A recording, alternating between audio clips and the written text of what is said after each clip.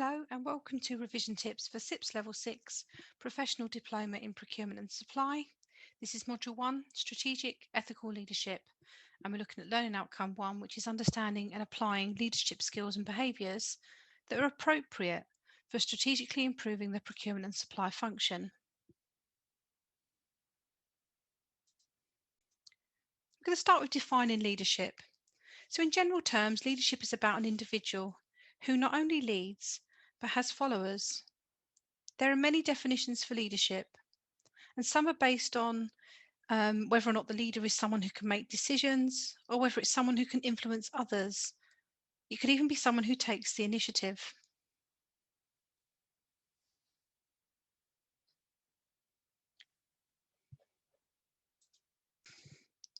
Some argue that the concept of leadership has evolved and is still evolving, with the concept moving from considering leadership as a personal trait to it being more complex, where followers and context play an important role. But an ethical leader has respect for ethical beliefs, values, and dignity, and rights for others. They lead by example. An ethical leader is trustworthy, honest, and considerate, and they're fair to others. They set ethical standards and act accordingly to them, and they influence the ethical values of the organisations through their behaviour.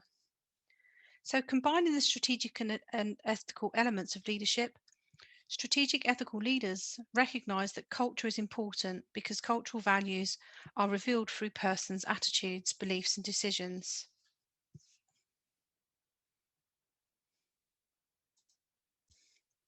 So now let's look at the role of a leader and the activity of leadership. So a leader can have many roles. One of the roles that a leader should have is to create vision. An organisation will have a vision. It will be a clear and detailed statement about where an organisation will be in the future. The vision provides direction because it describes what the organisation needs to be successful in the future. And leaders have that vision and direction and want to share it with others to follow. In terms of activities of leaders, the different roles of a leader um, will assume that, of course, they have different roles, and the leader will undertake various activities to achieve success. The first one is decision making. The process starts before the decision is taken. An effective leader will have considered all viewpoints before making a decision. They'll have taken action by creating tasks and detailing requirements that have to be achieved in order to make the decision happen. A leader knows that the decision needs to, I guess, make sure it's carried out in terms of having people that have got responsibility and accountability. But often leaders make decisions under extreme pressure, and they do this because of their experience and personality. Many leaders are not afraid to reveal the failures they've encountered, and they recognise that it's often these failures that the greatest opportunities arises. Another activity is to mentor others, and that's a sign of a strong leader, someone who mentors another person. This helps the other person to develop skills and knowledge. And mentoring is about helping less experienced individuals. Through mentoring, the mentee provides professional and personality. It's not coaching though. Coaching is about supporting an individual to achieve a specific goal. So coaching is focusing on the task, whereas mentoring is on the progress. Coaching is usually short term, mentoring may be long. Coaching is explicit feedback, whereas mentoring is intuitive. Another activity is to communicate effectively. Successful leaders are excellent communicators, and the role of communicating the core visions, values, and mission statements of the organisation to their colleagues and employees will involve the leader turning the vision and mission into activities that colleagues and employees will undertake so that you can achieve the goals that your organisation has set.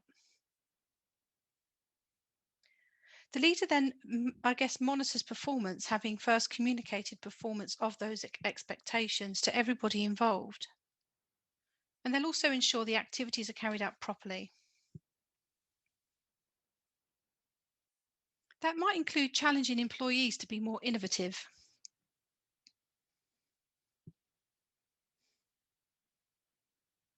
So, successful leaders understand those around them. They not only know the skills and capabilities of their employees, but also recognize areas that can be improved. And these leaders use their knowledge to challenge the people they think creatively and innovatively to help them grow professionally and personally. And then building that positive momentum. Successful leaders do not focus on themselves. They want mutually beneficial relationships with their people. And they recognize that when an in house business environment has a positive dynamic atmosphere, it results in increased productivity and long term growth for the business.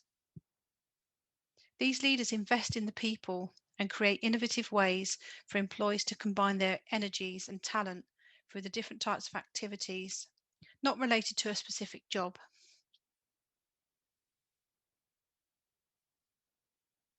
Now, some would say there are specific mental skills that contribute towards the success of sports, for example. These skills are learned and can be improved through training and practice.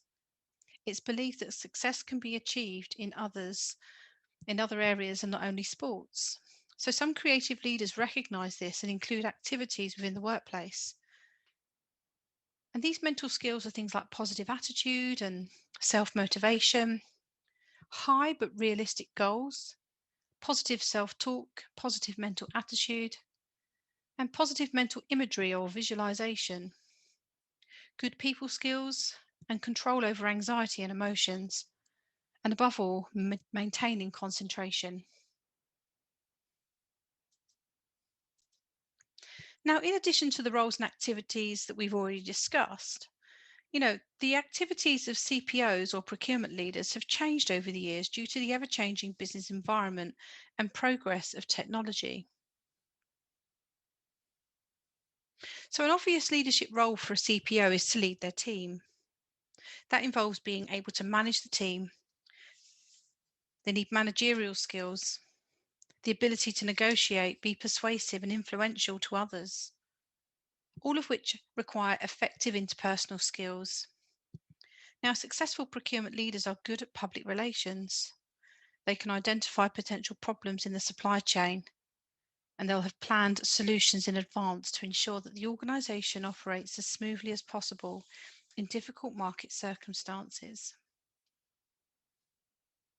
I mean, we can talk about the roles of all of our leaders being things like being able to create vision, write a mission statement, inspire trust, be a decision maker, a mentor, effective communicator, etc.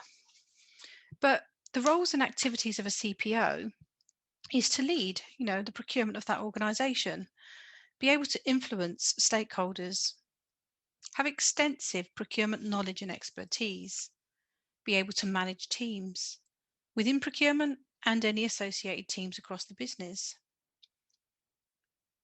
To manage that public relation role and diffuse any complex situations, identifying supply chain problems, planning solutions in advance.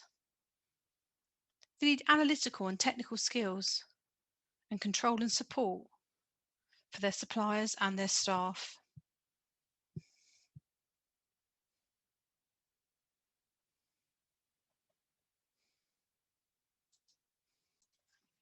So, in terms of the importance of leadership, this topic is where the difference between leadership and management can cause a bit of confusion. And that's because in an organisation setting, leadership is an important function of management, and having leadership skills can enhance and improve efficiency and lead to the achievement of the goals. For a team to be efficient, there must also be a leader. So individuals will need to possess leadership qualities as well. Now, here are some of the qualities we would seek in a leadership or any good leader. Commitment and passion. They need to be able to inspire others, be an effective communicator, and do that with honesty and integrity because sustainable leadership needs trust. They need to be creative and innovative and be able to solve complex problems and be a good decision maker holding overall accountability and responsibility for those decisions. So, a strong leader is important to an organization as a leader helps the organization achieve its business goals. It also increases productivity by inspiring others, such as stakeholders, employees, or external stakeholders to trust the business. They lead by example, ensuring that enthusiasm and morale are high among their employees, so they're motivated to perform well. But these effective leaders establish confidence and trust in their workers and help them to realize their true potential. When leaders share the vision of an organization or procurement team and organize the employees to achieve that vision, it not only motivates employees, but makes them want to work for that leader.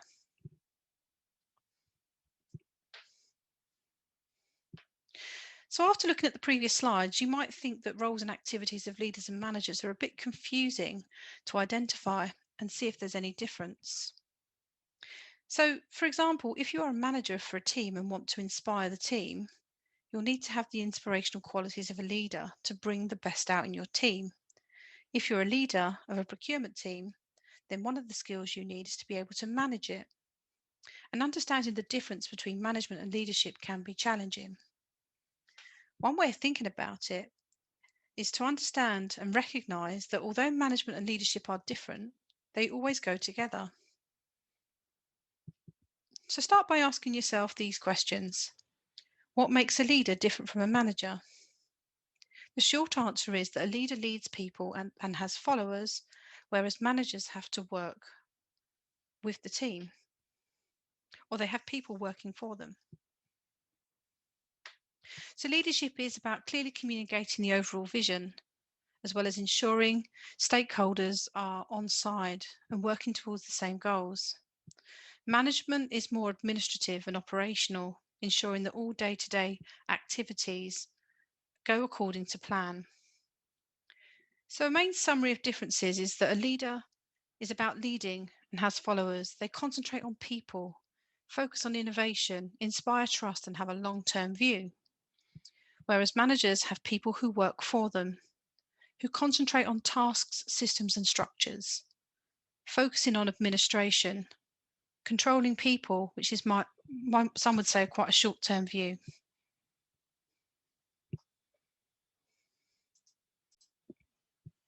Now, some management styles we're going to discuss in a second. It's worthwhile noting that there is no right or wrong management style. The style very much depends on the organisation, the people, and the culture. So your style should complement the culture of the business. A successful manager will be able to adjust their style to suit the audience. That means they adjust their style to suit all of those around them. But we'll start with the directive, autocratic, and corrective management style. In this style of management, the manager directs or dictates to others what they want done. It is a do as I say approach.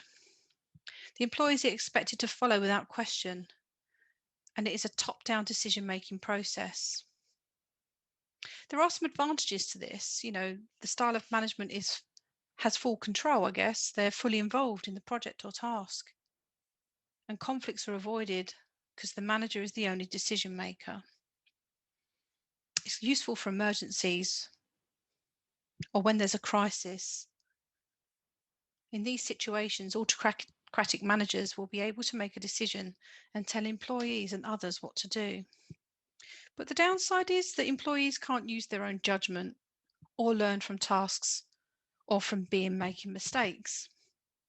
And the morale and enthusiasm could be very low, which leads to unhappy employees. And the other downside is the manager must always be there, overseeing everyone and everything. So it shouldn't be used where employees are new to it should not be used where employees are new to the organisation, as they've got no opportunity to learn.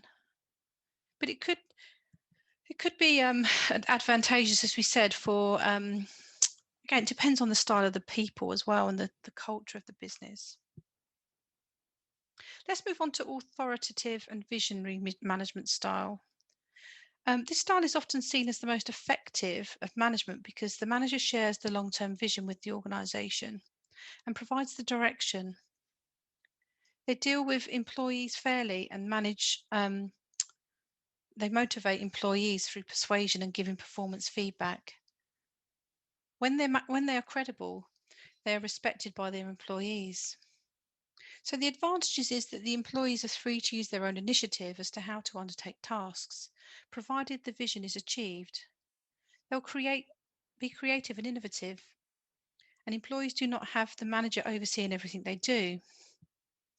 So the progress with their work, knowing the manager will provide feedback on performance. As employees are recognised for good performance, this increases their self-esteem. But the downside is that employees can become a bit complacent and even perceive the manager as not caring about how they're working. So it should be avoided if the manager has little or no credibility. The affiliative or people-focused management style is where the manager sees the people as more important than the function.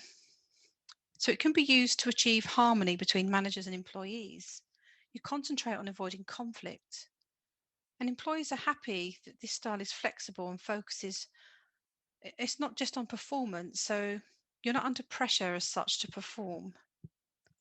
Self-esteem among employees is high, but the downside is that employees can become complacent and performance can be poor. Then you've got the participative and democratic style. This is creating harmony among employees. It's about getting consensus or agreement and commitment from employees. So the manager with this style is a good listener and knows that employees' ideas should be considered. You're encouraged to participate in the decision making, and the manager motivates employees by recognizing their efforts. So in situations where brainstorming is needed, the style of management is good. But employees are, if they're new or haven't had appropriate training, then of course it's not suitable. And then the final style I'm going to tell you about is the coaching and developmental style. This style is helping to encourage employees to develop their strengths and improve their weaknesses, which increases performance.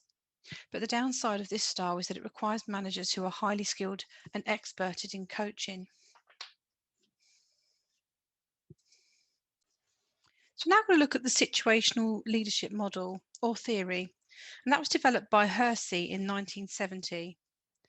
And in the late 70s, Blanchard developed his situational leadership model too. And today, this model it has the combined research of both those people, and it's used by many organisations as a situational leadership model. It's also a contingency approach.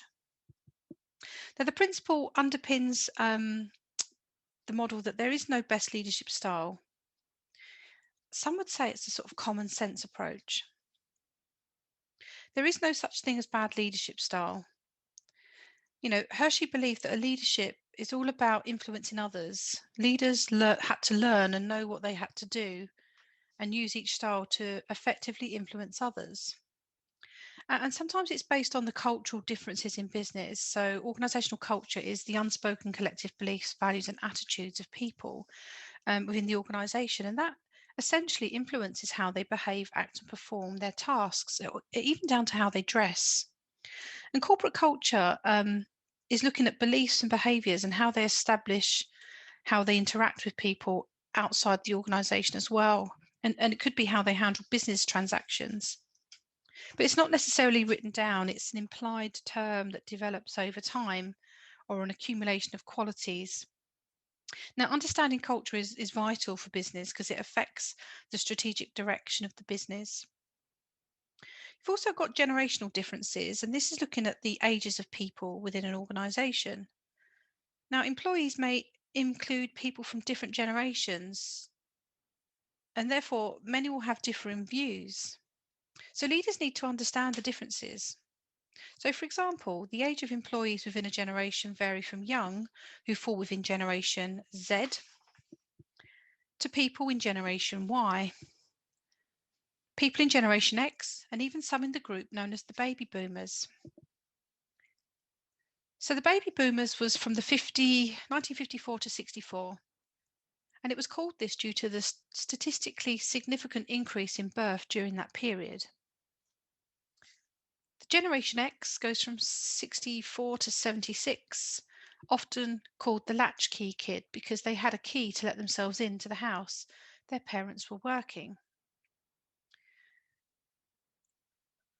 They were also exposed to daycare costs and very skeptical people. Generation Y goes from 77 to 94. These are known as the millennials. Lifestyle and technology use is more sophisticated than it could be in previous generations. And the Generation Z is from 95 to 2012. High levels of technology knowledge due to the level of media channels, computer and environment they've been exposed to. Less focused but can multitask due to working mobile phones, computers and technology all at the same time. And they tend to opt out of the traditional route of higher education and avoid the high debt levels. So they're more individualistic, more global, and higher expectations due to technology. And that will clearly affect the way they communicate, how they perceive change, and what type of development or training they prefer. So the situational leadership model has four competencies that leaders must learn in order to effectively influence others. Understand the subtle differences in specific situations that they're trying to influence. Change their behaviour to respond to what could be uncertain consequences. Effectively communicate and interact with all those involved in a way that they can understand and accept, and have the ability to manage progress towards achieving higher performance. But the four leadership styles, which you can see on the right, comes from what was identified by Hershey and Blanchard. These are four different leadership styles that a leader could adopt depending on the abilities and willingness of individuals. So you've got the S1, which is the directing. This is the telling or guiding style, where a leader uses their experience and knowledge of decision making to direct individuals or groups to achieve their goal and objective. So their focus is on telling with little emphasis on support. The leadership style is therefore directive. If you go into S2, which is coaching, this is about selling or explaining, where the leader recognizes that the individual or groups are enthusiastic followers. This means they will want to work independently but lack the confidence and don't have the capabilities to do it on their own. This might be due to reorganisation or changes in their own department, but in any case, the leader must explain and clarify the decisions to ensure that employees understand what's required of them. S3 is supporting, participating or involving. So in this style, the leader and the individual or groups come together and brainstorm alternatives in order to get consensus among the group. In this situation, the employees can carry out the task, but are unwilling because they may feel they have too many tasks to do or feel a little bit overwhelmed. So the leader needs to engage them to discuss and support them in order to get them to do the tasks. And then S4 is delegating. This is where the leader delegates to the individual or followers, depending on their experience. There is very little direction or support. In each circumstances, the employee are both able to and want to carry out the tasks independently. As they're capable and willing, they need less support from the leader. Now, regardless of what leadership style you use, one of the fundamental elements of leadership for a leader is to earn the trust of others. Gaining the trust of others is not achieved through training programs or workshops. So leaders need to continually be careful about how they treat others, how they use their words, how they behave. They must lead by example.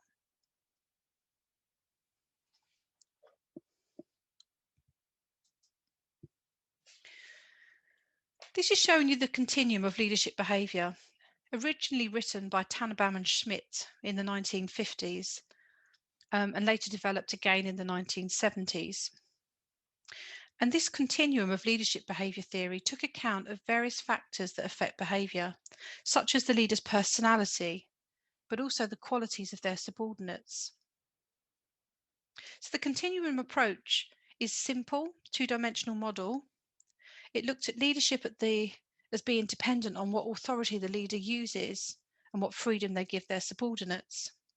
And there are 7 different leadership styles across the continuum. So on the left-hand side, which are very directive approaches, boss-centered, they'll either tell or sell you what's going to happen. So when they tell you, the leader makes a decision and tells people what they want them to do so that the subordinates follow. In the sales bit, the leadership style, again, is that the leader has authority, but tries to, provide the rationale to the team and sell them the idea so that they understand why it needs to be done in a certain way. To the right-hand side of that continuum, you have the kind of laissez-faire or team-centered end, which is where a leader will delegate or abdicate. So as delegate kind of suggests, this leadership outlines the problem, but delegates the finding of the solution to their team. And abdicates is where, I guess, the subordinates have complete freedom. The leader is quite absent and doesn't really get involved in making decisions. So laissez-faire is again, it's a term that's used for kind of let things be or let things take their own course. The middle part, the more democratic part of this continuum, is quite a comfortable place for most, where you go from suggests, consults to joins. And in the suggest bit, the leader will outline the decision with a rationale for it and allows the team to participate and ask questions. So the team feel quite valued because they're involved in the decision making. In the consults part, the leader proposes a decision and then invites them to give feedback. Again, it allows the team to influence the decision and the outcomes. That can increase team morale. And joins, this style is moving towards the freedom of teams, more towards the end of the continuum. The leader asks the team to make suggestions on how to resolve the solution. So the team are more involved as a whole in the decision making, and it's quite a collaborative approach. So the team feel valued and trusted. The forces in deciding the type of leadership, it basically dictates what leadership style is used. Now, Tannenbaum and Schmidt, that did the continuum on the previous slide, also identified 3 forces that relate to a leader or manager and the subordinates and the situation. So when deciding on the leadership, a leader would look at what is practical and what is desirable. And their decision on what leadership to be used is influenced by these 3 factors or forces. So firstly, the personality, knowledge and experience of the leader. These factors or forces influence the decision on what style of leadership the individual will use. And personality and behaviour of the subordinates. The decision maybe on the style of leadership will be used to influence that personality of the subordinate. So for example, if you've got a kind of a theory X person from the theory of McGregor, this is the sort of employee that needs to be guided and coerced to do work, whereas a theory Y doesn't. So again, it depends. It's not just the leader, it's the subordinates as well. And then finally, the environmental forces or factors.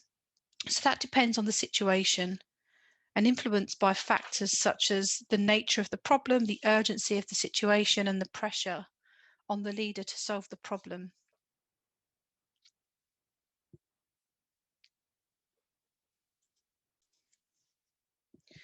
Now, the word transformation and inspiration are sometimes used interchangeably.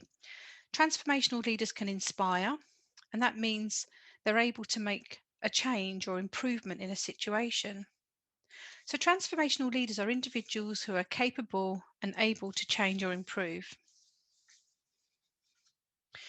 Now, transformational leadership is where leaders work with groups or teams to identify where change is needed. Such leaders create vision to make the change happen, and they inspire the team so the change is carried out within the team, and to make sure the groups are committed because they're inspired by the leader. So what's the difference between transactional and transformational leadership? Well, transactional leaders are leaders who use their authority or position in an organization to direct their followers. They see the relationship they want to exchange for their loyalty, service, and compliance. So, this style of leadership suits organizations that operate in stable environments where changes are quite slow. It could be that the structure is bureaucratic, or where there are fixed official duties and roles for management and decision making. Transformational leadership. These leaders perceive their role as having relationship and communication with others in order to inspire and stimulate their interest, as well as raising their awareness of their importance in the organisation, motivating them to achieve higher performance in their work. Now, transformational leaders are able to change teams and organisational culture and performance with inspiration and charisma. Such leaders are valuable to ever-changing competitive supply chains.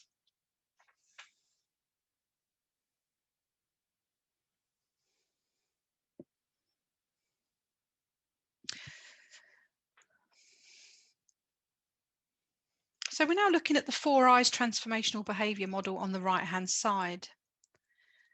This was research done by Basson Avolo in 1994. They identified 4 transformational behaviours. So you've got the idealised influence, which leads by example and acts as a role model, sets expectations for followers and puts the needs of followers above their own self-interest. You've got intellectual stimulation, encouraging learning and growth, encouraging innovation and new thinking, creating creative problem solving, and supporting followers to stretch themselves.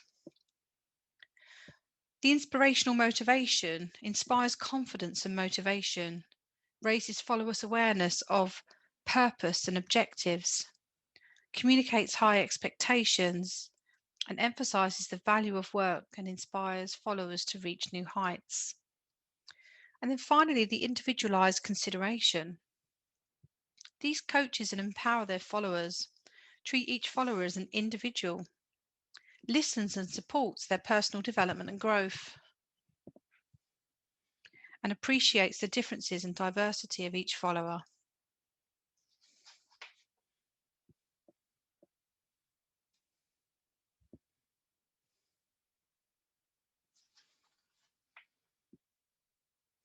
So now we'll look at the qualities or traits approach to leadership. So this approach to leadership is formed on the basis of such leadership research. It was never fully developed into a theory of leadership, as the word qualities and traits suggests this approach to leadership concentrates on personal attributes of the leader. And that could include physical and personality characteristics as well as their competencies and values. So there are quite a lot of qualities and characteristics that make up a successful leader, but some of the qualities that the original author, which was someone called Stogdill, listed as, he identified that you need to be decisive, you need an element of adaptability, persistence, and self-confidence, as well as dependability and ambition, but this list is not exhaustive. Other trait researchers developed lists that believed individuals need to possess if they were going to be successful leaders, such as intelligence, ambition, and self-confidence, motivation, creativity, perseverance, and emotional stability. But again, these lists are not exhaustive. And research by Einzek put forward a view that there are 2 personality traits. You've got an extrovert and a neuroticism. That defined personality that an individual could be high or low on each of these traits, leading to there being 4 key personalities. But the research carried out, I guess it looked at sort of 16 fundamental factors really, and then it led to this 5 primary factors that we can remember as OCEAN. So openness, conscientiousness, extroversion, agreeableness, and neuroticism all make up the word OCEAN. So, this has got some history back to the 1940s and has developed and grown over the years, but the sort of big 5 theory or factor model of personality is the one that we use today. So openness, let's start with that. This trait relates to imagination and insight. On the high behavioural score, individuals will have a variety of interests. They're curious and eager to learn new things and new experiences. So individuals who score high on the high extreme levels will be adventurous and creative. So why would you score high? You'd be scoring high if you're open to new things, you tackle new challenges, you're creative and happy thinking about abstract ideas, but you would score low if you didn't like change, you resisted new ideas, disliked abstract or theoretical concepts, and down to earth.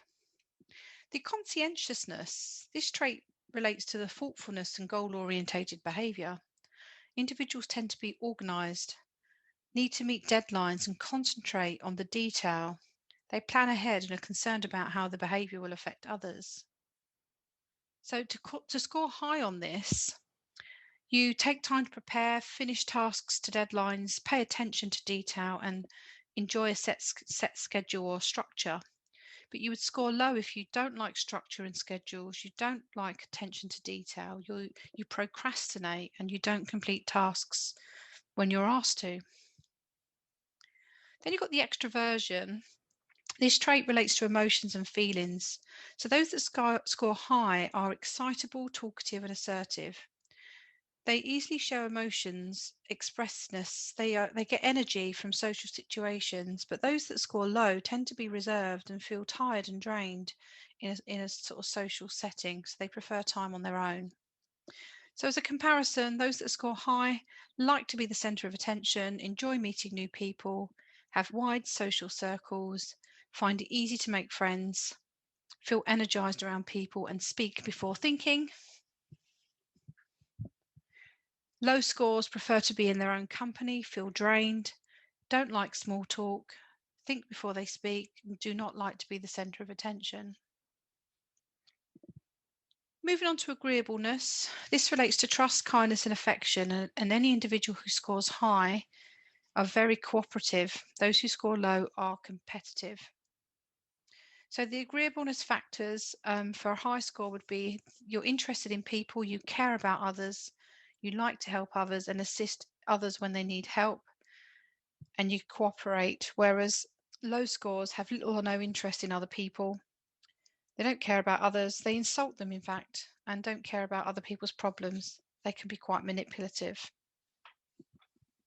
And then finally, neuroticism. This characteristic relates to sadness, emotional instability, and moodiness. So those that score high can experience mood swings and irritability, be anxious and sad, but those that score low are more stable and emotionally resilient.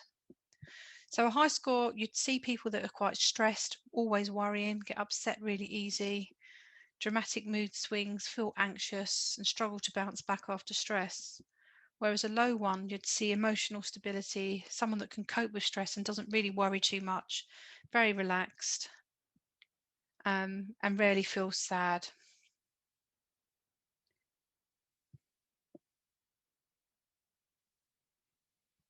So the personality and traits referred to on the previous slide apply to individuals, but it's important for procurement professionals to understand and recognise what traits will help them to become the best they can be. So here's a summary of some of the traits of an effective procurement leader. They need confidence. They need to have enough confidence to bring expert talent and not be afraid to be overshadowed. They need adaptability and flexibility because we operate in a dynamic, ever-changing business environment. So the most effective individuals will possess the ability to adapt to an environment, including challenges, economic changes, risks, regulations. You need to be an effective communicator. Build relationships with your stakeholders and suppliers and build them on trust. You must be an expert listener. Building strong relationships will result in the overall success of the organisation in the marketplace. Be objective. So don't just focus on costs, but recognise the drivers behind the supplier's cost and understand the financial makeup. Successful procurement will do this, and as a result, will receive more value than their competitors. Ongoing learning. You know that you learn from experience and from your mistakes. By recognizing this, you drive continuous improvement. And finally, sharing. A vital skill of procurement leader is to have time for their people and share knowledge and information with others in the organization and their profession. Now, an advantage of the Big Five personality model is that research this model view personality as being the reason that some people seem happy and positive all the time while others struggle. And if these factors and traits or characteristics are developed, then an individual can change their life for better. Now, according to Maslow, in his hierarchy of needs, which is the Maslow pyramid you can see on the screen, there is a need for every individual to achieve that self-actualization at the top. This is the final level of physiological development that an individual can achieve when all basic and mental needs are fulfilled. Self-actualization is certainly the goal of some individuals, successful leaders, but not all achieve it. Some people are content to settle for happiness with some financial wealth. Now, this is a motivational theory in a psychology context. It consists at 5 levels. The lowest need to be met and satisfied before you can attend to the needs at the next level up. So the 5 levels from lowest to highest are psychological, safety, love and social belonging, esteem and self-actualization. Now, clearly this theory impacts on leadership because humans are social beings and are driven by groups or external approval, and this guides the behaviour.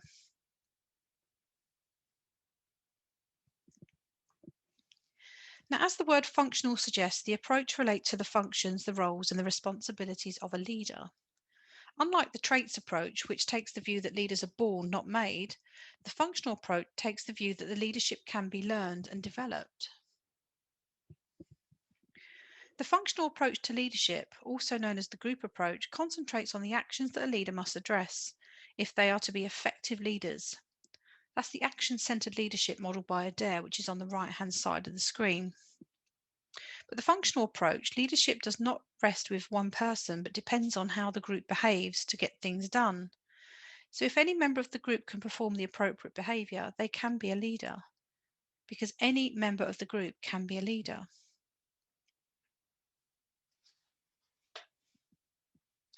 So Blake and Moulton's management grid was first published in 1964, but republished later in the 1990s as the leadership grid.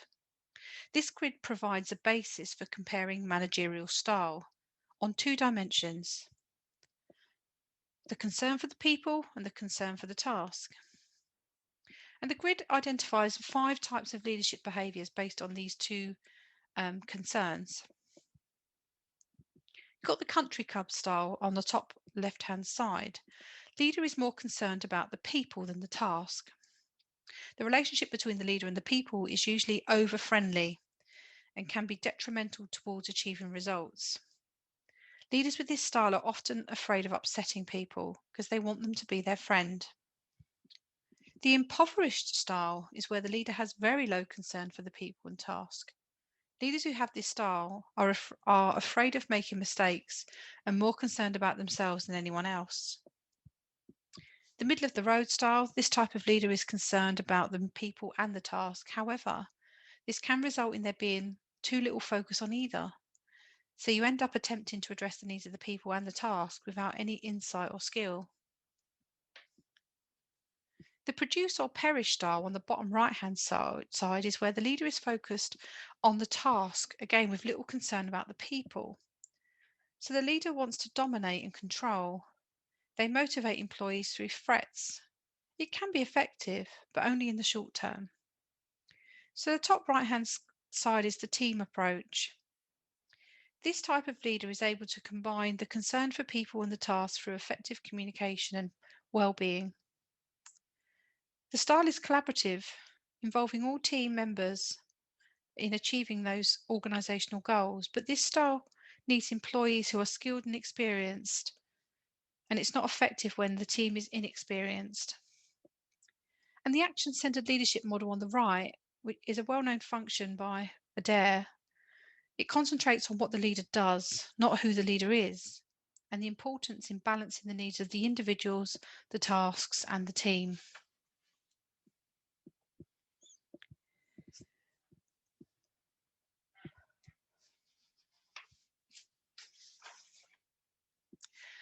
Now, before describing the different styles of leadership, it's important to revisit the difference between style and trait. Leadership style relate to the method used by the individuals to manage a group or an individual. It also refers to the methods used to solve problems and make decisions. Leadership traits, as described in the trait approach to leadership, refers to the characteristics and personality traits that a leader who is in a position of authority should have. And that would be physical, emotional, social, and intellectual characteristics. Um, and I guess effective leaders need to have a combination of styles for them to be successful. They need to be liked by their employees, but others are not. So, who are not liked as a person can still move projects and business forward because of their style. On the right-hand side of this is the McGregor X and Y theory that I mentioned earlier. This was done by psychologist McGregor. He said that subordinates are naturally sometimes unmotivated because they don't like work and are not interested in pursuing work or a career. They come to work basically for the money. So they'll avoid responsibility. They'll need that direction from a leader. So the leader would need to be a little bit more authoritarian. They need supervision and they have no ambition. Whereas theory Y on the right hand side, these people like work. They're self-directed. They like the achievement. They like solving problems, and generally quite motivated. Some would say this theory is quite oversimplified, but there are recognized principles that influence managerial behavior and strategies. So it's not always about the leader, it's about the member of staff as well. So managers will be more effective if they develop an understanding of human behavior and motivation. So the authoritarian leadership style was undertaken, or some research was undertaken by Kurt Lewin. Identifying different leadership styles, he found that different styles are apparent in different individuals or in different settings. So authoritarian is sometimes known as autocratic. And another style was also the laissez-faire style, which was described on the continuum that we looked at earlier. Again, he explains that managers can be more effective if they understand the leadership and how they can use it effectively. And it is all about self-confidence. You know, an authoritarian leader needs to have self-confidence and trust their ability to make decisions. They need to be able to take action and concentrate on that in order to achieve the objectives and have a desire for success. Willing to continue to learn as well is another really good trait and responsibility, because ultimately the accountability for decisions rests with them. So they need to be aware of how their employees behave in different situations and how to get the best out of them. And finally, empowering, you know, an authoritarian leader likes to control their people through rules and regulations, but it doesn't mean they shouldn't, or they should ignore the needs of the team.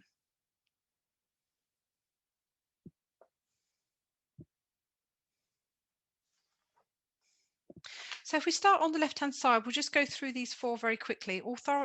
Autocratic leadership style is often used as an aggressive style of leadership, I suppose.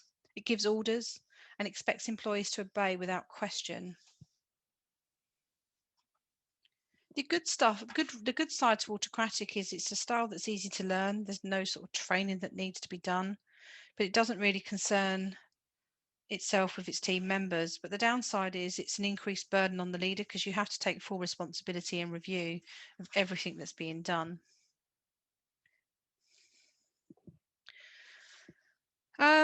Okay, if we go on to the democratic or the participative leader, this is where it's important for a leader to be more flexible with their approach to achieve the results. It's primarily known as the participatory or democratic style, where individual members of the team participate and contribute to the overall outcome. The advantages of this is it's a nice working environment. less chance of wrong decisions being made, and it can improve creativity and innovation because employees are encouraged to use their initiative. But the downside is that it can be slower decision making because of the time it takes to consult others. Employees end up making the decisions if the leader is insecure. And laissez-faire is free rein, sometimes called that free rein style. This is where decision making is given or delegated to members, maybe because they've got specialist skills or knowledge, but the leader mustn't forget that the ultimate responsibility still lies with them as the leader. I think it's French for do as you want or choose. The advantage is that you've got freedom from the leader, so you can, freely choose what you want, less burden on the leader, and more responsibility lies within the group. But the downside is that employees could be stressed as they're not confident enough in their own abilities, and lack of ownership as no one person is responsible for the success or failure of the task.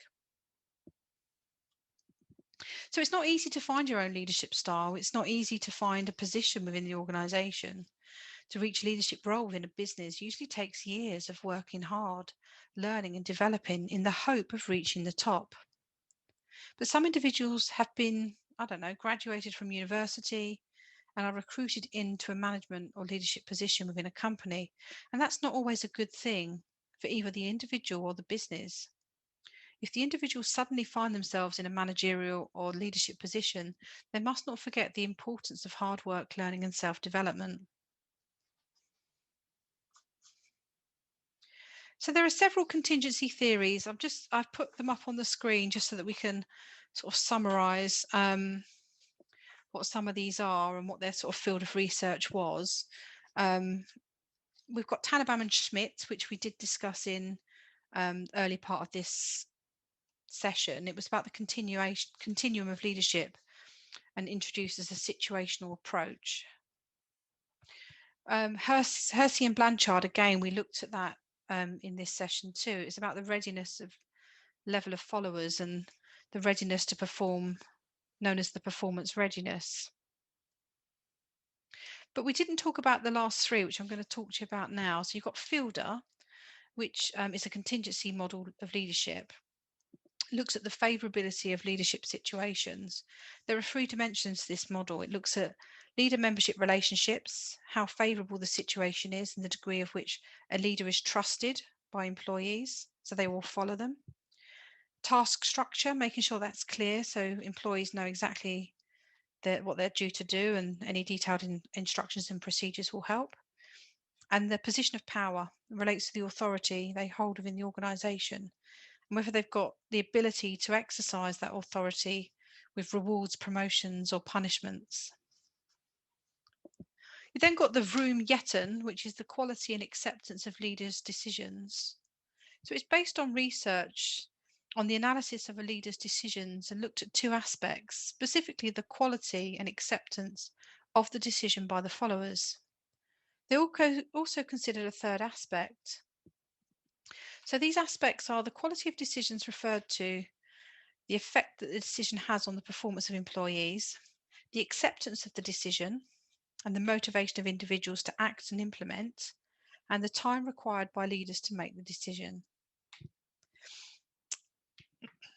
And finally, House and Dessler looked at path goal theory.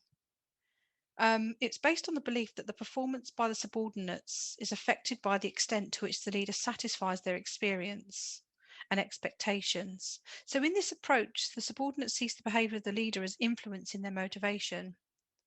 So it also suggests that effective performance leads to satisfaction of subordinates. So the needs such as getting rewards and the necessary direction, guidance and support and training for subordinates will be provided to achieve the goals. House also identified 4 types of leadership behaviours: directive, supportive, participative and achievement orientated. So the directive one is where the leader informs the subordinate of exactly what they want them to do. A supportive is where the leader concentrates on a friendly approach. A participative leader is where the leader consults the subordinates, evaluates their opinions and suggestions before making a decision. And the achievement orientated type of leadership is where leaders sets challenging goals for their subordinates, seeking performance improvements to show confidence in the ability of the subordinates to perform well. And that's the end of Learning Outcome 1. Thank you for watching.